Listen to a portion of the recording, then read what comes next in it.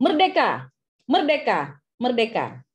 Mari Bapak Ibu kita buka dari Yesaya pasal yang ke-60. Yesaya 60 ayat yang ke-18 dan ayat yang ke-19. Yesaya 60 ayat yang ke-18 dan ayat yang ke-19. Kita baca bersama-sama Bapak Ibu, kita bersuara bersama-sama dari rumah kita masing-masing ya. Secara bersama kita katakan 1, 2, ya. Tidak ada lagi kabar tentang perbuatan kekerasan di negerimu, tentang kebinasaan atau keruntuhan di daerahmu. Engkau akan menyebutkan tembokmu selamat dan pintu-pintu gerbangmu pujian. Bagimu, matahari tidak lagi menjadi penerang pada siang hari, dan cahaya bulan tidak lagi memberi terang pada malam hari. Tetapi Tuhan akan menjadi penerang abadi bagimu, dan Allahmu akan menjadi keagunganmu. Demikian firman Tuhan, terpujilah Tuhan Yesus Kristus. Bapak Ibu Saudara, pasal ini merupakan berita nubuatan tentang masa depan Sion yang mulia setelah melewati kehancuran, melewati keterpurukan, keadaan bangsa yang tidak punya arah, serasa masa depannya itu suram, namun terjadi pembangunan kembali, terjadi pemulihan kembali yang dilakukan oleh Allah. Dan kalau kita mau bicara soal pemulihan kembali, pembangunan kembali berarti berangkat dari sebuah keadaan yang sakit, yang terpuruk, yang hancur, kemudian diperbaiki kembali atau dipulihkan kembali. Dan rupanya tidak selama-lamanya Tuhan membiarkan kondisi umat, bangsa mengalami sebuah keadaan yang terpuruk. Tidak dibiarkan atau ditinggalkan. Selalu janji Tuhan menyertai. Sekalipun bangsa menghadapi keadaan-keadaan terpuruk karena situasi yang buruk, tapi Tuhan dalam ayat yang ke-19 menjadi penerang abadi. Bapak Ibu Saudara, kalau kita bawa ke Indonesia, itu gambaran bangsa Israel ya, yang dipulihkan Tuhan. Kalau kita bawa ke Indonesia, Tuhan juga tidak membiarkan Indonesia itu mengalami keadaan-keadaan seolah-olah terpuruk seperti ini. Ada jeritan, ada tangisan, ada kelemahan, ada kehilangan, ada kesakitan, ada penderitaan-penderitaan yang dialami bangsa kita, tapi itu tidak selama-lamanya dibiarkan. Bahasa sekarang bilang apa? Indonesia itu akan baik-baik saja. Sehat negeriku Indonesia. Indonesia melewati 1 tahun 1,5 7 bulan masa pandemi ini, dan dalam bacaan ini dikatakan tidak akan ada lagi kabar tentang perbuatan kekerasan di negerimu, tentang kebinasaan atau keruntuhan di daerahmu. Engkau akan menyebut tembokmu selamat dan pintu-pintu gerbangmu pujian. Tidak akan ada lagi hoax, kabar-kabar buruk, kabar-kabar yang membuat masyarakat menjadi takut. Tidak akan ada lagi kabar-kabar kekerasan, kejahatan, kejahatan cyber, kekerasan verbal, kekerasan fisik, radikalisme di bangsa kita. Itu doa kita, bukan? Maka Tuhan akan memulihkan bangsa kita, dan ada satu pengharapan bahwa Tuhan, dia berdiri berjalan di depan bangsa kita. Dia menjaga dan menopang bangsa kita melewati bagian ini. Tidak akan ada lagi kabar yang sakit. Perlahan-lahan Tuhan menolong bangsa kita dari kondisi yang meningkat, angka sakit dan meninggal, kemudian kurvanya mulai turun. Jawa, Bali sudah mulai turun. Di daerah lain naik lagi. Gak apa-apa, itu semua proses, tapi dia akan kembali turun. Indonesia akan menjadi baik-baik saja.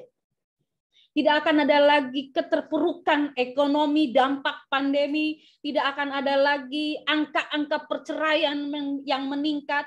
Tidak akan ada lagi ketakutan yang melanda, sehingga ada banyak orang juga yang melakukan tindakan-tindakan kejahatan karena ketakutan yang melanda. Di rumah, di gereja, di situ dikatakan di daerahmu.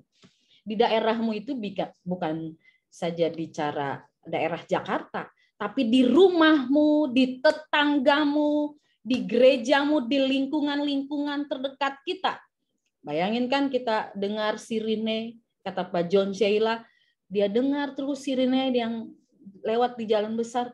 Di sini juga Pak John terdengar sirene ambulans, bahkan setiap pagi atau satu hari bisa 2-3 kali kabar dari masjid yang menyatakan innalillahi wa inna ilaihi, menunjukkan ada orang-orang yang sakit dan meninggal. Ada juga yang karena COVID, ada juga yang lain-lain, tapi semua itu berjalan dalam pemeliharaan Tuhan. Memang sudah waktunya meninggal, kata Alkitab bilang, sudah genap waktunya, orang itu harus pergi. Dan juga tidak akan ada lagi hal-hal yang buruk yang mengganggu orang-orang muda. Jujur saja orang-orang muda ini mau berkarya lebih maksimal agak terbatas. Karena apa? Ya, peristiwa pandemi ini, peristiwa ini membuat langkah-langkah menjadi tidak maksimal. Tapi percayalah, semua akan kembali baik. Pemulihan akan terjadi. Pertolongan Tuhan terus-menerus terjadi.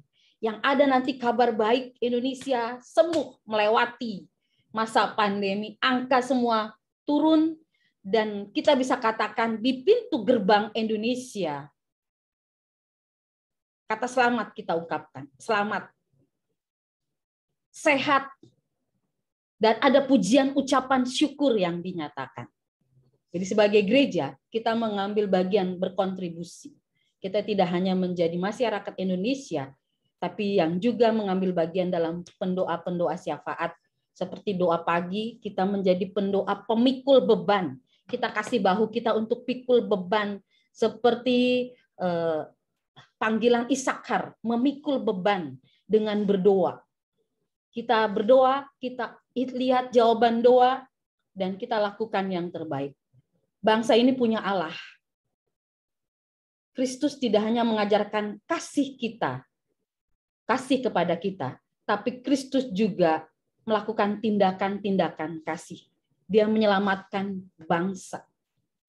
Dia tidak hanya mengasihi bangsa, dia menyelamatkan bangsa. Kuasa yang sama juga dinyatakan Kristus, bukan hanya pada waktu disalib, tapi kuasa salib juga berlaku sampai hari ini. Dia menyelamatkan Indonesia. Saya percaya kita semua yang berseru kepada Tuhan, kita semua yang mengandalkan Tuhan, kita akan tertawa dan melihat, tersenyum dan mengucap syukur Indonesia ditolong Tuhan. Maka kita beri kontribusi kita. Kita jaga lingkungan kita dengan tetap menjaga protokol kesehatan, pakai masker. Tetap taat. Mungkin orang-orang udah mulai anggap remeh, tapi kita jangan anggap remeh. Kita tetap lakukan sesuai dengan peraturan yang ada. Kemudian kita juga menjadi orang-orang yang menggugurkan semua hoax. Kita menjadi pembawa firman, pemberita kebenaran. Kita jangan ikut-ikutan share hoax sana sini di WhatsApp atau sana sini. Perhatikan baik betul-betul supaya kita sebagai gereja berkontribusi untuk menyatakan kabar baik bagi bangsa kita. Dan kita juga menjadi orang-orang yang membangkitkan mereka yang letih, lesu, dan berbeban berat di masa pandemi ini. Tuhan Yesus memberkati bangsa kita. Tuhan Yesus memberkati gereja Tuhan. Tuhan Yesus memberkati setiap keluarga, daerah kita. Dia menjadi penerang yang abadi untuk Indonesia. Merdeka, merdeka, merdeka. Kita berdoa. Terima kasih Tuhan Yesus, karena kami pegang janji firman-Mu, sekalipun kami ada dalam masa pandemi, tapi kami percaya Tuhan bawa keluar bangsa kami melewati lorong-lorong pandemi ini dan menemukan terang abadi Kristus.